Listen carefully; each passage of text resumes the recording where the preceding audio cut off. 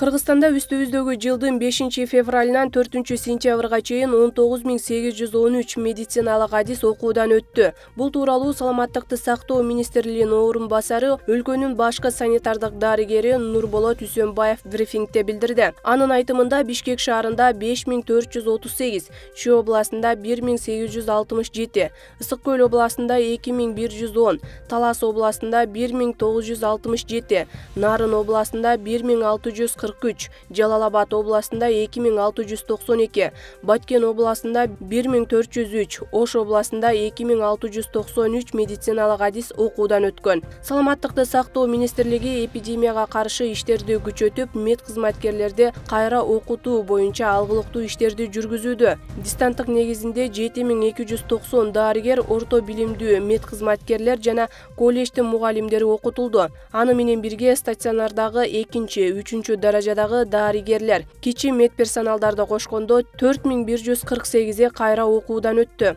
Ошондой эле лабораторияда иштеген 326 адис, тести жүргүзүү боюнча 88, эксперт тести жүргүзүү боюнча 174 адис жана 543 ординатор дистанттык негиздеги курстан өттү дейт ал.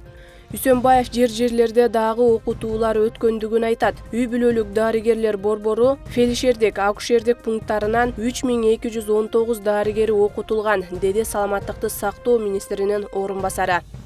Кыргыз Республикасынын Саламаттыкты сактоо министрлиги профилактикалык иш-чараларды күчөтүү 2020-2021 жылдарга карата алдыдагы эпид мезгилде республикада сасык тумоодон жана өөрчүшүп кетүүлөрдү болтурбоо максатында гриппке каршы профилактикалык вакциналарды сатып алууда. Бул тууралуу республикалык штабтан билдирет. Маалыматка ылайык, жыл сайын октябрь айынан апрелге чейин курч, респиратордук вирустук инфекцияларга чалдыккандар көбөйүп, мында грипп менен ооругандар декабрь айында катталат. Көп ооругандар декабрдын аягынан январь айларында байкалат. Борборлоштурулган иш-чаралардын каражаттарынын эсебинен гриппке каршы вакцина сатып алынды. Ал этап-этабы менен ноябрга чейин алынып келет. Вакцинанын алгачкы келиши сентябрдын ортосунда күтүлүүдө. Калкты эмдөө сентябрдын аягынан ноябрдын соңуна чейин жүрөт. Сасык тумоого каршы вакцина республиканын бардык облустары боюнча бөлүштүрүлөт. Эмдөө иштери бардык үй бүлөлүк медицина борборлорунда болот. Вакцина биринчи кезекте тобокелчилик тобуна кирген жактарга арналат. Өнөкөт оорулары бар жаракаттарга, кош бойлуулар, көп ооруган балдарга, балдар үйүндөгү балдарга, карылар үйүндөгүлөргө, мектеп-интернаттарындагы балдарга, медициналык жумушчуларга жана 65 жаштан жогорку курактагыларга ыктыярдуу түрдө акысыз жүргүзүлөт. Профилактикалык эмдөө бардыгына арналган, бирок сатылып алынган вакцина баарын камтый бербеши мүмкүн. Ошондуктан акы төлөнүүчү негизинде жеке медициналык борборлорунда профилактикалык эмдөөнү уюштурууну күчөтүү чаралары көрүлүп жатат. Ушуга байланыштуу лицензиясы бар жеке медициналык борборлорго каалоочулар кайрылган учурда сасык тумоого каршы вакцина акы төлөнүүчү негизинде жүргүзүүгө уруксат берилет. Быйыл 8 айда кепилдик фонду тарабынан 446 миллион сомго дээрлик 1,1 миң кепилдик берилди. Бул тууралуу кабар агенттигинин маалымат жыйынында кепилдик фонду ААКнын башкармалыгынын төрагасы Малика Бакиров билдирди. Анын айтымында былтыр фонд тарабынан 946 кепилдик берилсе, бүгүнкү күнгө карата 1083 кепилдик берилди. Фонд түзүлгөн убакыттан бери 2 миллиард 1042 миллион сомго жалпы 2700 кепилдик берилген. Ал эми кепилдиктер алдында берилген насыялардын көлөмү 7 миллиард 600 миллион сомдон ашкан.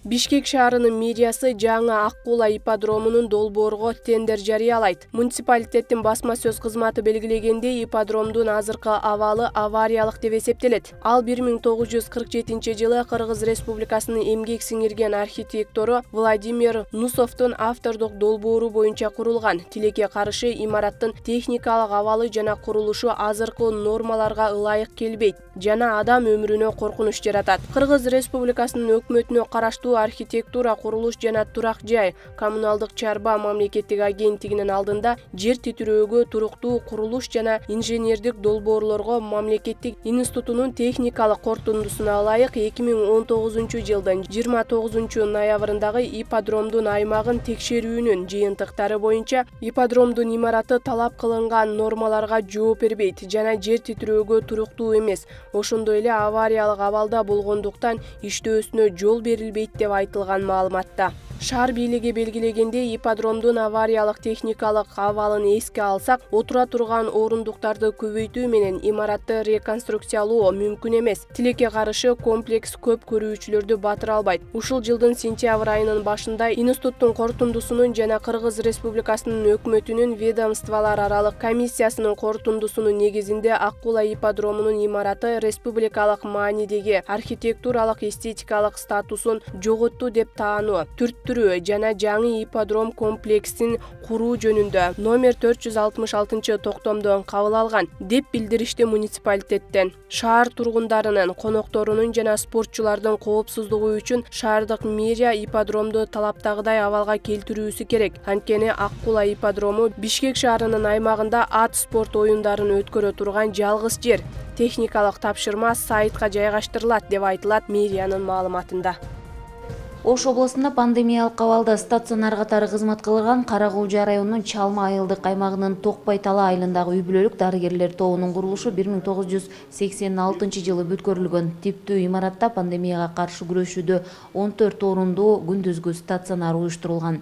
52 бейтап мында дарыланып чыгышты. Коронавируска каршы күрөшүүдө үй-бүлөлүк дарыгерлер тобунун материалдык базасын чоңдоо максатында Бишкек жана Чүй областында жашаган Чалма айылдык аймакта туулуп өскөн атуулардан тез жардам автоунаасы, 7 кычкылтек концентратору, дары-дармектер, муздаткыч жана башка гуманитардык жардамдар эл үчүн берилген. Эми болсо имараттын 2-чи кабатын толук оңдоо иштеринен өткөрүп, элдин саламаттыгын чыңдоо үчүн пайдаланууга берүү маселеси турат.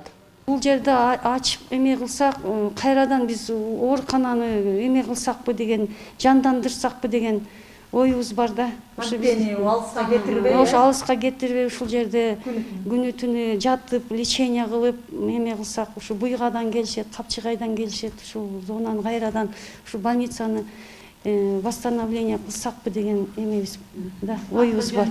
Вице-премьер-министр Акрам Мадумаров Оштогу шайлоо комиссияларын уюштурууну жана өткөрүүнү материалдык техникалык жактан камсыздоо иштери менен таанышты. Алдыда өтүүчү парламенттик шайлоону өткөрүүгө даярдыктарды жеринен көрүп чыкты. Вице-премьер-министр белгилегендей, шайлоо участоктарды материалдык техникалык база менен камсыздалууда. Тармактык мамлекеттик органдар жарандардын шайлоого катышуусу үчүн биометрикалык каттоого алуу боюнча иш жүргүзүүдө. Мындан тышкары шайлоочулардын тизмесин тактоо боюнча процесс уланууда. Жергиликтүү бийлик органдарынын башчылары иш алып бара турган маселелердин бири шайлоо участоктары жайгашкан мекемелерде пандустарды орнотуу.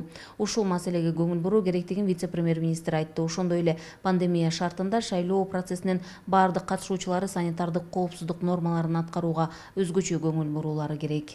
Бүгүнкү күндө областтын аймагындагы участкалык шайлоо комиссияларынын даярдыгы кээ бир райондорунда жакшы эмес.